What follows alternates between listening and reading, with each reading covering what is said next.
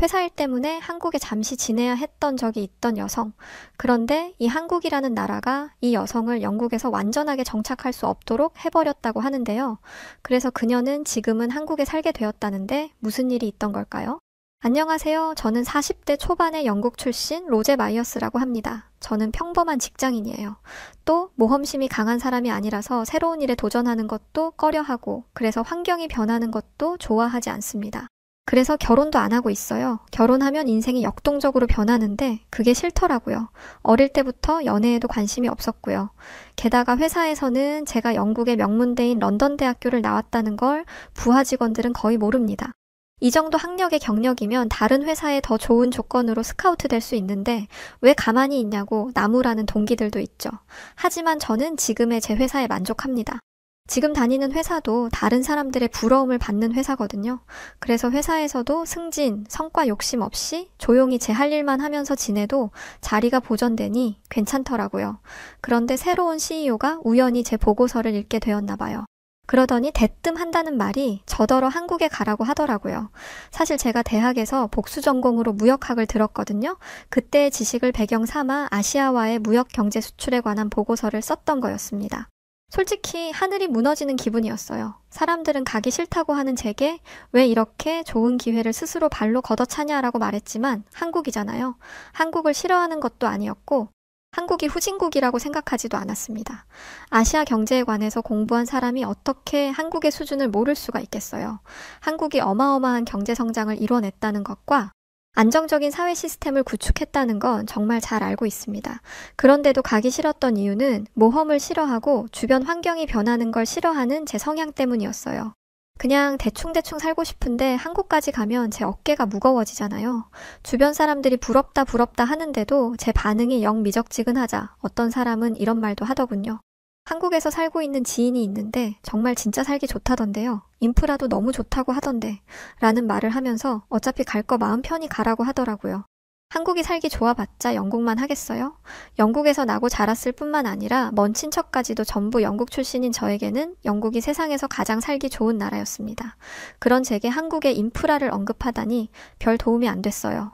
제가 한국에 가는 건 기정사실화되어 있었고 저는 정말 울며 겨자 먹기로 한국으로 향했습니다. 그런데 저와 함께 한국으로 향한 햄튼이라는 남자 직원은 기대에 부풀어서 어쩔 줄 모르더라고요. 그러고는 설레는 마음을 도무지 주체하지 못하겠는지 참을 수 없다는 듯 묻지도 않은 말을 쏟아내기 시작했습니다. 로제씨, 진짜 제가 살다 한국에 다 가보네요. 아니 이게 출장도 아니고 파견직인 거잖아요. 제가 한국을 얼마나 가고 싶어 했는지 아세요? 저희 부서에서는 한국에 가고 싶어 하는 사람이 10대 명이나 돼서 경쟁률 뚫느라 진짜 고생했는데 진짜 너무 떨려요. 누구는 도살장에 끌려가는 소처럼 못마땅한 게 한두 개가 아닌데 옆에서 눈치 없이 떠들어대는 걸 보니 괜히 짜증이 불쑥 나더라고요. 게다가 햄튼 씨는 저보다 직급이 낮을 뿐더러 30대 초반의 젊은 나이였기 때문에 제 눈에는 햄튼 씨의 행동이 영 좋게 보이지 않았습니다. 그래서 저는 햄튼 씨에게 우리 지금 놀러 가는 거 아니에요. 일하러 가는 거라고요. 라고 말했죠. 그런데 햄튼 씨는 눈을 동그랗게 뜨며 제게 말했습니다.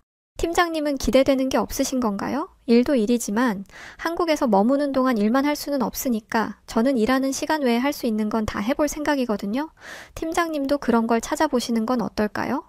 저는 됐다고 말했습니다. 별로 기대될 것도 없었을 뿐더러 일 마치면 집 근처에서 맛있는 음식이나 먹으러 다녀야겠다는 게 제 바람의 전부였어요. 햄튼 씨는 왜 이리 한국을 좋아하는 거죠? 이렇게까지 기대하는 게 의아해서 물어보니 햄튼 씨는 더 신나게 떠들기 시작했어요. 사실 제가 토트넘 호스퍼 캡틴인 손흥민 선수의 팬이거든요. 저도 들어본 이름이었습니다. 영국은 정말 축구에 미쳐있는 나라거든요. 저는 영국인치고 축구를 안 좋아해서 경기를 챙겨보지는 않는데 아무리 관심이 없어도 손흥민 선수의 이름을 모를 리가 없었죠. 햄튼 씨는 손흥민 선수의 경기력부터 시작해서 그 사람의 인성까지 찬양하기 시작했습니다. 마치 무슨 종교를 다스리는 교주처럼 받들더라고요. 햄튼 씨는 손흥민 선수를 통해 한국을 알게 되었고 자연스럽게 한국 문화에 호감을 가지게 되었던 거죠. 그리고 햄튼 씨의 부서의 수많은 직원들이 한국에 오고 싶어 했던 이유가 전부 손흥민 선수 때문이라는 점에서 굉장히 놀랐습니다. 남자들에게 손흥민 선수는 단순한 축구 선수가 아니더라고요. 햄튼 씨는 이런 말도 했습니다. 하지만 아무리 선수가 좋아도 그 나라까지 좋아하게 되는 경우는 많지 않는데 한국을 알게 된 계기가 손흥민 선수일 뿐 한국에 가고 싶은 이유는 정말 많아요. 이런 얘기를 몇 시간 동안 들으니까 한국이 저 정도로 대단한 나라인가? 라는 생각이 조금 들더라고요. 하지만 이때까지만 해도 딱히 한국의 문화를 즐겨야겠다는 생각은 하지 못했습니다. 그렇게 한국에 도착했고 공항에서부터 본 한국은 제 생각보다 더 깨끗하고 정돈된 모습이었어요. 하지만 어느 정도 예상했던 부분이었기 때문에 그렇게 호들갑을 떨지는 않았습니다. 그저 그랬죠. 그런데 그저 그런 마음이었던 제가 분노를 참지 못하는 일이 한국에 도착한 지 몇 시간도 차에 되지 않아 벌어지고 말았습니다. 저희가 파견을 나온 회사에서 머물 곳이라며 집을 준비했다며 데려다 준 곳은 아파트였어요. 저는 기가 차서 할 말을 잃었습니다. 지금 나더러 이런 데서 살라는 건가? 장난하나? 한국은 멀리서 온 사람을 이런 식으로 대우하나? 라는 말이 입 밖으로 새어나올 지경이었죠. 그도 그럴 게 대부분의 유럽 국가에서는 아파트의 이미지는 좋지 않습니다. 가난하고 돈이 없는 사람들이 최후에 선택하는 게 아파트예요. 돈이 있으면 주택으로 가죠. 사실 제가 대충 사는 것 같지만 일은 잘해요. 제 보고서가 아무리 훌륭했다 한들 지금까지 쌓아온 것들이 없으면 한국에 오지 못했겠죠. 그리고 파견을 온 저희는 굳이 따지자면 갑의 입장이었습니다. 그런데 이런 아파트를 구해주다니 화가 날 법도 하죠. 게다가 주변을 보니 단독주택이 하나도 없었습니다. 저는 이게 치안과 직결되는 문제라고 생각했어요. 다른 나라도 그렇겠지만 부촌의 치안이 좋은 건 당연하잖아요. 영국도 마찬가지입니다. 부의 상징인 단독주택이 모여있는 부촌이 안전해요. 그런데 한국 회사에서 구해준 집은 그런 부촌처럼 보이지 않았습니다. 어떻게 사람을 이런 식으로 대우할 수 있는지 정말 화가 머리끝까지 나더라고요. 낯선 나라에서 제가 무슨 일이라도 당하면 어쩌라는 건지 언어도 잘 안 통하는 나라에서 이게 무슨 짓인가 싶었습니다. 그런데 그 와중에 햄튼 씨는 제 속을 아는지 모르는지 아파트가 너무 좋다면서 입을 해벌리고 고개를 축혀 올린 채 두리번거리더라고요. 저 뒤통수를 잡아 끌어내리고 싶었습니다. 아파트를 구경하면서 한다는 말이 와, 이거 유튜브에서 봤었는데 이런 아파트에서 꼭 살아보고 싶었어요. 였거든요. 답답하더라고요. 하지만 어떻게 이걸 티낼 수가 있겠어요. 나중에 슬쩍 집에 대해 이야기해보기로 하고 일단 차에서 내렸습니다. 그런데 차에서 내리자마자 어딘가 이상한 기운을 느끼게 되었어요. 런던 아파트에 들어왔다면 이상한 냄새부터 났을 거예요. 그리고 군데군데 락커로 그림이 그려져 있겠죠. 또 오래전에 지어진 아파트들이 대부분이라 노후화된 게 티가 나요. 그런데 한국 아파트는 좀 달랐습니다. 일단 뭔가 넓었어요. 건물 앞에 넓은 놀이터가 있고 도로가 잘 정돈되어 있더라고요. 게다가 건물 외관도 아주 깔끔하게 지어져 있었습니다. 이상한 냄새는커녕 아파트 주변을 삥 둘러 형성되어 있는 화단에는 예쁜 꽃들마저 피어 있었죠. 여기서 살짝 당황했습니다. 제가 생각한 아파트와 전혀 달랐거든요. 아파트라는 말에 꽂혀서 기분이 나빠 차를 타고 들어오면서 제대로 보지 못했는데 이런 반전이 있을 줄은 상상도 못했습니다. 아파트의 놀라운 점은 이게 전부가 아니었어요. 직원이 아파트 시설에 대해 설명해 주는데 세상에 아파트에 게스트하우스가 따로 있더라고요. 손님들이 오면 묵을 수 있는 방이 따로 있는 거였죠. 게다가 그 방을 빌리는데 하루에 고작 3만 원 정도밖에 들지 않았습니다. 게다가 시설도 좋아서 웬만한 비즈니스 호텔 정도는 하더라고요. 물론 제게 손님이 올 일은 거의 없겠지만 이런 시설 자체가 쇼킹이었습니다. 한국 친구들을 잔뜩 사귈 거라고 신나하는 햄튼 씨의 눈은 이미 뒤집힌 지 오래였고 말이죠. 이뿐만이 아니었습니다. 저는 놀이터를 보고도 놀랐어요. 아니, 놀이터 바닥이 푹신하더라고요. 최근 언니의 늦둥이 아들이 놀이터에서 놀다가 잘못 떨어져 다리가 부러졌다고 해요. 그런데 한국 놀이터에서 놀다 보면 최소한 그런 일이 없겠더라고요. 그리고 놀이터에 있는 놀이기구가 최소 4, 5개는 되는데 이런 놀이터가 한 아파트에 4개나 있었습니다. 그것도 다른 놀이기구로 구성되어 있었죠. 놀라운 건 이게 전부가 아니었어요. 아파트 안에 별의별 상가가 다 있더라고요. 음식점은 기본이고 24시간 동안 운영되는 편의점, 세탁소, 빨래방 등 일상생활을 하는데 필요한 모든 것들이 아파트 안에 있었습니다. 운전을 할 필요도 없었어요. 걸어오면 코앞인데 뭐 하러 차가 필요하겠어요. 저는 방금 전까지 툴툴거렸던 건 싹 잊고 이미 한국식 아파트의 매력에 푹 빠져있는 상태였습니다. 이런 곳이라면 한 달 내내 갇혀 있어도 심심하지 않겠더라고요. 운동, 쇼핑, 산책 등 모든 걸 할 수 있잖아요. 그런데 놀라운 건 이게 다가 아니었습니다. 대체 저를 어디까지 놀라게 하려고 하는 건지 진짜 중요한 건 집 안에 있더라고요. 솔직히 아파트 시설이 너무 좋다 보니 집 내부 시설은 살짝 떨어질 수도 있겠다고 생각했어요. 그런데 세상에, 문을 열고 들어가니 웬 호텔방이 마련되어 있더라고요. 방 2개에 거실 하나, 화장실 하나 크기였는데 아주 깔끔하게 인테리어가 되어 있었습니다. 게다가 저는 비염이 심해서 먼지에 예민해요. 그래서 청소가 안 되어 있는 곳에 가면 바로 재채기를 하는데 그런 것도 없었습니다. 알고 보니 한국에 있는 이사청소라는 서비스를 받아뒀더라고요. 사람이 이사를 오기 전에 하수구, 하다못해 환풍기 내부까지 청소해주는 서비스가 있다는 사실에 감격스러운 마음까지 들었습니다. 전체적으로 소독까지 해뒀다는데 이젠 한국 직원들의 배려에 눈물이 날 지경이었어요. 또 한 가지 놀라웠던 건 집 안에 설치된 시스템 에어컨이었습니다. 근데 이게 천장에 매립되어 있더라고요. 처음에는 한국 직원들이 직접 시공해서 천장에 에어컨을 박아 넣은 줄 알았어요. 그런데 놀랍게도 애초에 아파트를 지을 때 에어컨이 들어갈 자리를 고려해서 집을 지은 것이었습니다. 어떻게 이런 생각을 할 수가 있는지.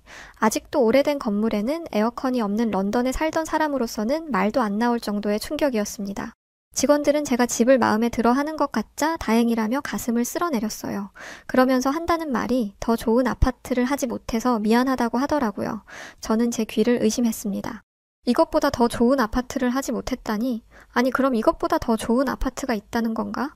나중에 알게 된 건데 한국에서는 아파트가 성공의 상징이더라고요.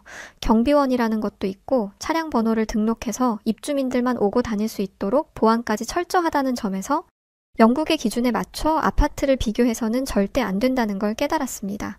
또 이미 좋은 걸 해줬음에도 불구하고 더 좋은 걸 해주지 못해 미안하다고 말하는 한국 직원들의 마음에 큰 감동을 받았습니다. 저는 3일간의 적응 기간을 마치고 바로 출근을 했습니다. 한국 직원들의 친절을 경험해서인지 출근이 기대되더라고요. 어떤 사람들과 일하게 될지 기대가 된 건 신입사원 이후로 처음이었던 것 같아요. 그런데 저는 처음 출근을 하자마자 당혹스러운 상황을 마주하게 되었습니다. 네? 책임자가 휴가를 가요? 중요한 사안을 두고 일을 하던 직원이 제가 오기 바로 하루 전에 휴가를 낸 거였죠. 놀러 간 건 아니었고 부모님 중 한 분의 건강이 좋지 않아 급하게 휴가를 낸 거라고 했습니다. 한숨부터 나오더라고요. 피치 못할 사정이 있었다는 건 이해했고 중요한 프로젝트가 있음에도 불구하고 휴가를 쓴 그 마음도 이해합니다. 그런데 책임자가 있어야 대화를 하건 뭘 하건 하는데 그 중요한 사람이 사라져 버린 거잖아요. 이마를 짚고 고뇌에 빠져 있는데 제 눈치를 보던 한 직원이 와서는 그래도 인수인계를 다 마치고 갔으니 걱정 안 하셔도 됩니다. 라고 하는 겁니다. 저는 인수인계라는 말 자체를 이해하지 못했어요. 책임자가 갑자기 자리를 비우게 되면 다른 사람에게 업무에 관한 전반적인 내용을 전달하고 가는 거더라고요. 저는 이런 개념을 처음 들었습니다. 영국에서는 이런 게 없어요. 한국 사람들은 이해가 안 되겠지만 실제로 그렇습니다. 휴가 쓴다는 메일을 당일에 보내는 게 당연하다고 여겨지는 분위기거든요. 저희 회사만 그런 게 아니라 다 그렇습니다. 이 얘기를 한국 직원들에게 하니 그러면 그 사람이 없는 동안 일은 어떻게 되냐고 묻더라고요. 그러면 그 일은 멈추고 다른 일부터 하게 된다고 말하니 그런데 실제로 대화를 나눠보니 처음부터 이 일을 했던 사람이라고 생각될 정도로 업무를 세세히 꿰고 있더라고요. 정말 놀라웠습니다. 부모님이 편찮으신 상황에서 급하게 휴가를 내야 하는 상황에서도 밤을 새가며 인수인계 자료를 만들고 깔끔하게 업무를 전달한 그 책임감이 말이죠. 영국에서는 상상조차 할 수 없는 책임감이었어요. 내가 할 일은 어떻게든 해내고 조직에 폐를 끼치지 않겠다는 그 다짐이 느껴지는 듯 했죠. 이건 정말 영국뿐만 아니라 모든 나라가 배워야 하는 자세라고 생각합니다. 이렇게만 한다면 일을 100배는 더 효율적으로 할 수 있을 거예요. 그런데 한국의 조직 문화는 영 저랑 안 맞더라고요. 영국은 개인주의적인 부분이 큽니다. 그래서 협력을 한다는 개념이 없어요. 팀이라고는 하지만 자기 일을 하는 것만으로도 제 몫을 다 했다고 생각하죠. 저도 그랬고 팀장이 되면서 협력의 필요성이 느껴져 조금씩 분위기를 바꿔보려 노력하고 있지만 저조차도 쉽지 않은 일입니다. 그래서 한국의 회식 문화가 필요하다는 건 알면서도 그게 썩 반갑지는 않았어요. 그런데 한국의 회식은 제 생각과 전혀 다르더라고요. 오기 전에 한국인들이 술을 정말 좋아한다는 말을 들었던 터라 당연히 부어라 마셔라 새벽 내도록 술을 마실 줄 알았는데 점심시간에 회식을 하더라고요. 요즘 회식 문화가 많이 바뀌었다고 들었는데 이런 식으로 자리를 마련할 줄은 몰랐습니다. 당연히 점심에 회식을 하니 술을 마실 일도 없고 어차피 회사에 있는 시간에 회식을 하는 거니 반발심도 덜했고 말이죠. 게다가 회사 돈으로 밥을 먹을 수 있으니 오히려 좋다고 말하는 직원들도 있었습니다. 이런 식으로 함께하는 자리를 만드니 업무 시간에는 하지 못했던 소소하고 사소한 이야기를 나누며 친해지게 되더라고요. 런던에서 와서 아직 적응을 못하던 저도 이 자리에서 직원들과 많은 대화를 나눌 수 있었습니다. 혼자 있는 걸 좋아하는 저도 부담 없이 참여할 수 있는 회식은 처음이었어요. 영국에서는 파티 문화가 일반적인데 그건 정말 곤욕이거든요. 생각만 해도 스트레스 받네요. 한국 직원들은 저와의 관계가 보다 가까워졌다는 것을 느꼈는지 저에게 이것저것 물어보기 시작했습니다. 사는데 불편한 건 없냐? 도와줄 건 없냐는 식의 질문이었죠. 처음에는 불편했어요. 너무 사적인 영역에 대해 코치코치 캐묻는 것 같아서였죠. 좋은 사람들인 건 알겠으나 어쨌든 회사에서 만난 사람들이잖아요. 개인적인 선은 지켜줬으면 하는 게 제 바람이었습니다. 그런데 얼마 지나지 않아 저는 직원들의 이러한 오질 앞에 감사하는 경험을 하게 되었어요. 바로 팔 저림이 심해진 것이었죠. 영국에서도 조금씩 있어 왔는데 한국에 오니까 더 심해지더라고요. 컴퓨터에 오래 앉아있는 직업인데 컴퓨터 키보드를 두드릴 때마다 어깨와 팔이 저릿저릿해서 일상이 너무 불편했습니다. 시도 때도 없이 스트레칭하는 게 신경 쓰였는지 한 직원이 와서는 괜찮냐고 묻더라고요. 평소였다면 어색하게 웃으며 별일 없다고 말했을 저였지만 한 달 정도 불편함을 겪고 나니 말을 할 수밖에 없더라고요. 병원을 가보려고 했는데도 무서워서 못 가고 있었거든요. 병원비도 많이 나올 게 뻔했고 어떤 치료를 받아야 할지도 모르겠어서였습니다. 이렇다 보니 도움을 받아야 할 것 같더라고요. 직원은 제 말을 듣자마자 인터넷으로 뭔가를 열심히 검색하더니 한의원이라는 곳에 가보지 않겠냐고 하더라고요. 한의원이라는 걸 처음 들었습니다. 침수를 놓는다길래 유튜브를 찾아봤는데 영상 하나를 보자마자 기겁을 하며 절대 안 간다고 호언장담을 했죠. 그러자 직원은 이런 문제는 한의원에 가는 게 제일 좋다면서 침도 전혀 안 아프다고 저를 설득하더라고요. 이 설득이 무려 한 달 동안 이어졌습니다. 솔직히 저였으면 포기했을 거예요. 아파봤자 내 손해지 뭐 라고 생각하고 무시해도 직원과는 상관없는 일이잖아요.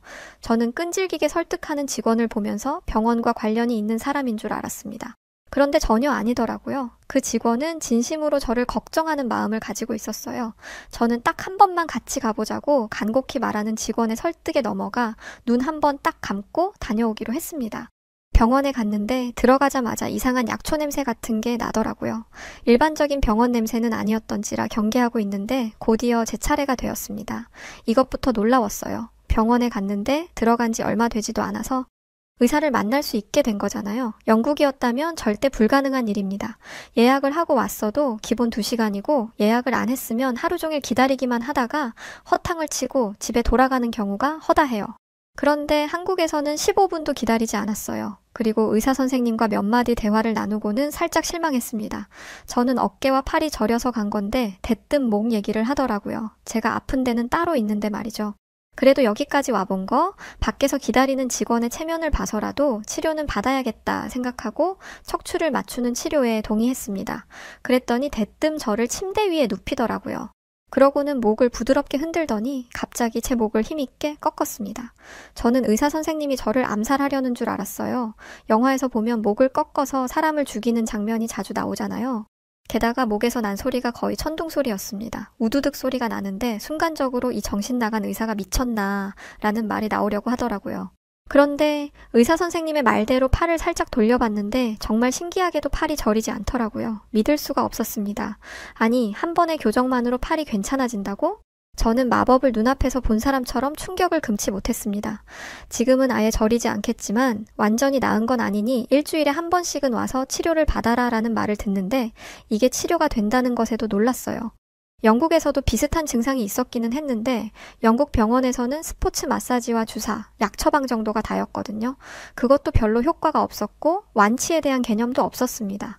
그냥 스트레칭만 열심히 해주고 잘 관리하라는 것 뿐이었어요. 이건 되돌릴 수 없는 거라면서요. 그런데 한국의 의사는 달랐습니다.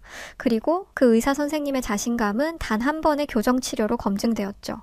저는 한의학을 처음 접해본 사람이었는데 와, 이걸 한번 경험해보니까 끊을 수가 없더라고요. 게다가 이후에 이어진 물리치료도 엄청났습니다. 치료라는 생각이 들지 않을 정도로 너무너무 편안한 분위기였어요. 직원들도 친절했고 정말 진심을 다해서 치료한다는 게 느껴졌습니다. 영국? 말도 안 되죠. 이런 치료시설이 없는 건 당연하고 직원들의 불친절함은 말도 못합니다. 그래도 제 돈 주고 진료를 받는 건데 대체 누가 손님인 건지 알 수가 없을 정도죠. 의사는 말할 것도 없고요. 증상을 말하는데 말을 끊는 건 기본이요. 예약 시간임에도 불구하고 본인이 좀 쉬어야겠다며 환자를 무기한으로 기다리게 하는 의사들도 많습니다. 같은 증상으로 갔던 영국 병원의 의사는 제 증상을 듣자마자 고민도 없이 다른 병원에 소견서 써드릴 테니까 가서 엑스레이 찍어보세요. 그러고 다시 오세요라는 말만 하고 저를 내보내더라고요. 엑스레이 기계가 있는 병원에 가서 예약하면 찍는데 한 달이 걸리고 그 결과를 가지고 처음 병원으로 가면 또 한 달이 걸립니다. 팔 저린 거 하나 때문에 이런 고생을 할 사람이 몇이나 되겠어요? 저는 그냥 치료를 안 하고 만다는 생각으로 진료실을 나왔는데 의사 얼굴 한 번 봤다고 병원비가 12만 5천 원이 나왔습니다. 무슨 왕의 얼굴을 아련한 것도 아닌데 뭔 놈의 병원비가 이렇게 비싼지. 뭐 한 것도 없는데 이런 병원비가 나온다면 치료 한 번 받았다간 집안 살림이 거덜 나겠더라고요. 그래서 포기했습니다. 그런데 한국에서는 의사의 꼼꼼한 진료, 물리치료, 침술, 추나치료를 포함하여 고작 5만 원이 조금 넘는 병원비밖에 나오지 않았어요. 추나치료를 안 하면 2만 원대로 내려간다고 하더라고요. 영국에 비하면 10분의 1 수준이었습니다. 그런데 서비스를 따지면 한국이 비교도 안 될 정도로 좋잖아요. 그런데 가격은 10분의 1이라니 이 병원을 그대로 영국으로 가져가고 싶더라니까요. 그리고 한의원을 추천해준 직원에게 뭐라도 해주고 싶은 마음이 들었습니다. 한국에 있는 동안 치료를 받으면 영국에서부터 주기적으로 찾아왔던 이 팔 저림 증상을 고칠 수 있다는 생각에 들뜨는 마음이 들기까지 했어요. 병원을 빠져나오는 길, 저는 그토록 오기 싫어했던 한국에서 상상하지도 못했던 즐거운 추억이 쌓이고 있다는 걸 깨달았고 이날부터 한국의 생활을 대하는 태도 자체가 달라져 버렸습니다. 햄튼 씨처럼 한국에서 할 수 있는 수많은 것들을 최대한 누리겠다고 다짐했죠. 그런데 얼마 뒤 저는 뜻밖의 위기를 겪게 되었습니다. 바로 영국에서 쓰는 제 계좌에 접근이 안 된다는 것이었어요. 아무리 외국이라도 계좌에 접근이 안 될 리가 없잖아요. 저는 곧장 영국에 있는 은행에 전화를 걸어 현재 상황에 대해 설명했습니다. 이렇게 하면 일이 바로 해결될 줄 알았거든요. 그런데 해결은커녕 확인하고 연락 주겠다는 직원에게는 답이 없었어요. 속이 터지더라고요. 그런데 만약 제가 계속 영국에 있었더라면 답답해하지 않았을 거예요. 그런데 한국이 빨리빨리 문화에 적응이 되었다 보니 답답해하지 않을 수가 없었습니다. 결국 제가 다시 전화를 걸었는데 반대편 수화기에서 들리는 말이 정말 어이가 없더라고요. 좀 기다려 주실 수 없나요? 저희도 방법을 알아보는 중입니다. 이렇게 퉁명스럽게 말했거든요. 은행에 돈을 맡겨뒀는데 그 돈을 쓸 수 없는 상황이잖아요. 여기서 누가 예민하지 않을 수 있겠어요. 분명 본인들의 과실인데도 인정하기는커녕 짜증내듯이 말하다니 한국에서는 절대 일어나지 않은 일이었기에 더 열이 받았습니다. 솔직히 여기서 열받는 일은 끝일 거라고 생각했어요. 그런데 아예 제 계좌 자체를 막아버렸더라고요. 어이가 없었습니다. 대체 뭐 하는 거냐고 항의를 하니 계좌에 접근할 수 있게 하려면 제 서류가 여러 개 필요한데 그걸 고지하고 전달받는 게 너무 번거로울 것 같아 그냥 계좌를 막아버렸다는 겁니다. 기가 차서 말이 안 나오더라고요.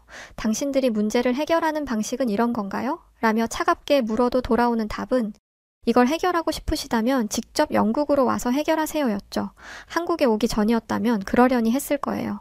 그런데 한국에서 1년 이상 살았던 저는 더 이상 영국의 시스템에 적응할 수 없는 몸이 되었습니다. 반면에 한국은행에 간 적이 있었어요. 제 풀네임은 로제 엘리자벳 마이어스입니다. 한국인들보다 몇 배는 길죠. 그래서 한국 전산 시스템에 제 이름이 전부 등록되지 않아 똑같이 은행 이용에 어려움을 겪었어요. 그런데 한국은행에서는 어떻게 행동했는지 아시나요? 저를 위해서 본인의 상사까지 불러 이 시스템 자체를 바꿔버릴 고민을 하더라고요. 이게 어디 쉬운 일인가요? 그리고 설령 안 된다 하더라도 이렇게 진심을 다해 제 불편함을 해결해 주려고 노력하는 부분에서 정말이지 너무나 큰 감동을 받았습니다. 영국과 너무나도 다른 태도에 감탄하기도 했고 말이죠. 한번 한국의 맛을 본 이상 한국에 계속 남아있고 싶었어요. 하지만 영국으로 돌아가야 했고 저는 그토록 가기 싫어했던 한국의 아쉬움만 남겨놓고 영국에 도착했습니다. 그런데 진짜 못 살겠더라고요. 특히 에어컨 빵빵하니 시원하게 살던 한국에서 에어컨 하나 없이 생으로 더위를 버티는 영국에 가니까 너무 괴로웠습니다. 그리고 뭐든 느릿느릿한 행동에 속이 터져버릴 것 같았어요. 아니 대체 마트에서 계산을 하는데 직원과 손님이 10분 이상 대화할 이유가 뭐가 있나요? 그리고 관공서에서 서류 하나 떼려면 하루 종일 기다려야 된다는 게 말이 되나요? 한국에서는 길어도 30분 내로 끝나는 일을 하루 종일 하는 걸 보면서 영국만큼 살기 좋은 나라가 없다는 제 생각은 완전히 박살 나버렸습니다. 그리고 무조건 다시 한국으로 돌아가야겠다고 다짐했어요. 그래서 정말 한국으로 돌아왔습니다. 그리고 1년 전 한국에서 만난 사람과 결혼식을 올렸죠. 늦게 한 결혼이지만 그만큼 신중했기에 알콩달콩 잘 살고 있습니다. 아무래도 나이가 있다 보니 한국 아이를 입양하려고 하는데요. 저희가 좋은 부모가 될 수 있기를 응원해주세요. 저는 한국과의 만남 이후로 180도 변해버린 저처럼 입양을 기점으로 아이의 삶이 180도 달라지는 경험을 하게 해주고 싶거든요. 제 사연은 여기까지입니다. 긴 이야기를 들어주셔서 정말 감사해요. 사연을 들어주신 모든 분들의 가정에 행복이 가득하기를 바라겠습니다. 안녕히 계세요. 영국에서 온 사연 어떻게 들으셨나요? 다른 이야기들도 감명 깊지만 한국 아이를 입양할 계획이라는 점에서 큰 감동을 받았습니다. 쉬운 결정이 아님에도 불구하고 입양을 선택해준 로제 씨에게 감사 인사를 전하고 싶네요. 자, 그럼 저는 사연을 읽어드렸던 여우튜브 송은지였고요. 더 흥미로운 사연으로 찾아뵙겠습니다. 구독, 좋아요 부탁드리고 끝까지 영상 시청해주신 모든 분들 고맙습니다. 그리고 우리 구독자분들 사랑합니다. 감사합니다.